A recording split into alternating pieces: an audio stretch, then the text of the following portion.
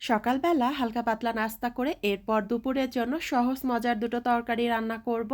তো সবকিছু মিলিয়ে থাকছে আজকের ভিডিওটা। হ্যালো এভরিওয়ান, আসসালামু আলাইকুম। সবাইকে আমন্ত্রণ জানাচ্ছি আজকের ভিডিওটা দেখার জন্য। রান্নাবান্না একটু বেশি হলে দেখা যায় অনেকটাই হাঁড়ি পাতিল জমে যায়। তো যাই হোক, কিছু হাঁড়ি পাতিল ধুয়ে রেখে রেখেছিলাম, আর কিছুটাই তো কাউন্টার টপের উপরে। তো হাঁড়ি পাতিলগুলোই একটু গুছিয়ে রাখছি। এরপর সকালবেলা নাস্তা করে নিব। আপনাদের ভাইয়াও নাস্তা করে অফিসে গিয়েছে, আর বাচ্চারাও নাস্তা করে নিয়েছে। মেয়ে ওই ওভেনে দুধ গরম করে কর্নফ্লেক্স দিয়ে খেয়ে নেয়, সাথে ভাইকেও নাস্তাটা রেডি করে দেয়। মেয়ে একটু বড় হলে মায়েদের অনেক আরাম, তাই না বলুন? তো যাই হোক, এই তো ডিমগুলো এরপর আমি ঝুড়িতে একটু গুছিয়ে রাখলাম। এখন আমি আমার নিজের জন্য নাস্তাটা রেডি করে নিব। তো একটা ডিম সিদ্ধ বসিয়ে দিলাম, আর একটু কফি খাবো, তো কফির জন্য পানিটা চুলায় বসিয়ে দিচ্ছি। বেশিরভাগ সময় সকালের নাস্তায় আমার ডিম সিদ্ধ আর সাথে হচ্ছে কফি খাওয়া হয়। তবে আজকে একটু এর সাথে এক পিস ব্রেডও খাবো। ব্রেডটা আমি একটু পিনাট বাটার দিয়ে খাবো। আর পিনাট বাটার দিয়ে ব্রেডটা খেতে ভালোই লাগে। পিনাট বাটার কিংবা বাটার এগুলো দিয়েই ভালো লাগে ব্রেডটা খেতে। এর মধ্যে ডিমটাও সিদ্ধ হয়ে গেছে। এখন আমি কফিটা রেডি করে নিব। তো সকালবেলা ঝটপট হালকা পাতলা আমার নাস্তা রেডি হয়ে গেছে। সকালবেলা নাস্তা করার ব্যাপারে আমি খুবই অলস, মানে ইচ্ছে করে না খুব বেশি ঝামেলা করে সকালবেলা কোনো নাস্তা করি। একদম সহজ ঝটপট যেটা খাওয়া যায় ওইভাবেই আসলে সকালে আমি নাস্তাটা করি। তো এই তো সকালবেলা নাস্তা করে নিচ্ছি। আর আপনারা যারা ভিডিওটা দেখছেন, ভিডিওটা কেমন লাগলো সেটা কিন্তু কমেন্ট করে জানাবেন। আপনারা অনেকেই আমার ভিডিও দেখতে পছন্দ করেন কিংবা আমার ভিডিও মিস করেন। তো সবাইকে অনেক অনেক ধন্যবাদ আমাকে এতটা ভালোবাসা দেওয়ার জন্য। বিশেষ করে আমার এই সাদামাঠা জীবনযাত্রা ভিডিওগুলো আপনাদের কাছে যে ভালো লাগে, এটা জেনেও কিন্তু আমার খুব ভালো লাগে।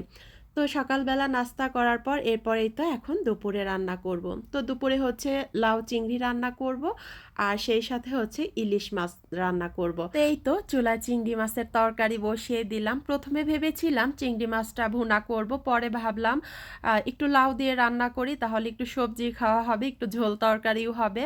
আবার ইলিশ মাছ রান্না করব, তো ইলিশ মাছটাও ভুনা তরকারি। তো এত শুকনো তরকারি দিয়ে ভাত খেতে আসলে ভালো লাগে না। আবার দেখা যায় ইলিশ মাছ আমার কাছে ভুনা কিংবা একদম মুচমুচে করে ভাজি করে ভাত দিয়ে খেতে ভালো লাগে। তবে কোনো সবজি দিয়ে ইলিশ মাছ রান্না করলে আমার কাছে খেতে খুব একটা ভালো লাগে না। তো যাই হোক, এদিক থেকে লবণ হলুদ দিয়ে আমি এখন ইলিশ মাছটাও ভেজে নিচ্ছি। তো ইলিশ মাছটা ভেজে না হয়ে গেছে, আর এদিক থেকে লাউ চিংড়ি তরকারি রান্না হয়ে গেছে। আমি একটু ধনিয়া পাতা দিয়ে লাউ চিংড়ি তরকারিটা নামিয়ে নিলাম। আর এখন হচ্ছে ইলিশ মাছটা রান্না করে নিব। তো আমি এখানে পেঁয়াজ আর রসুন পেস্ট একটু ভেজে নিয়েছি, আর একটু হলুদের গুঁড়া, মরিচের গুঁড়া, আর টেস্ট অনুযায়ী লবণ, তো এগুলো দিয়েই আমি এখন ইলিশ মাছের তরকারিটা রান্না করে নিব। তো মশলাটা খুব ভালোভাবে কষিয়ে এরপরেই তো ঝোলের জন্য পানি দিয়ে দিয়েছি। এরপর এখন দিয়ে দিব ইলিশ মাছ। তো দিয়ে তারপর হচ্ছে চুলার আঁচটা কমিয়ে তরকারিটা রান্না করে নিব। তো এর মধ্যে ইলিশ মাছের তরকারি রান্না কিন্তু হয়ে গেছে। আমি এখন একটু কাঁচামরিচ দিয়ে দিচ্ছি, দিয়ে এরপরে তো তরকারিটা চুলা থেকে নামিয়ে নিব। আর এই তরকারিটা দিয়ে ভাত খেতে খুবই ভালো লাগে। আর আমার তো এরকম ঝাল ঝাল ভুনা মাছের তরকারি হলে আর তেমন কোনো তরকারিই লাগে না। তো যাই হোক, ইলিশ মাছ রান্না হয়ে গেছে। এরপর আমি এখানে একটু ছোলা ভুনা করে নিচ্ছি। ছোলা রান্না শেষে এভাবে নামানোর আগে একটু কাঁচা পেঁয়াজ মরিচ দিয়ে নামালে এটা খেতে খুবই ভালো লাগে। আর বিকালে নাস্তায় মাঝে মাঝে ছোলা মুড়িটা আমাদের খাওয়া হয়। তো এই তো দুপুরের রান্না বান্না এই ছিল। এরপর আমি টেবিলে খাবার দিয়ে দিব। তো দুপুরের খাবার এই তো ভাত, তার সাথে লাউ চিংড়ি তরকারি, ইলিশ মাছের তরকারি, আর বিকালে নাস্তার জন্য ছিল ছোলা ভুনা। তো আশা রাখছি আজকের ভিডিওটা আপনাদের কাছে ভালো লেগেছে। আল্লাহ হাফেজ, আসসালামু আলাইকুম।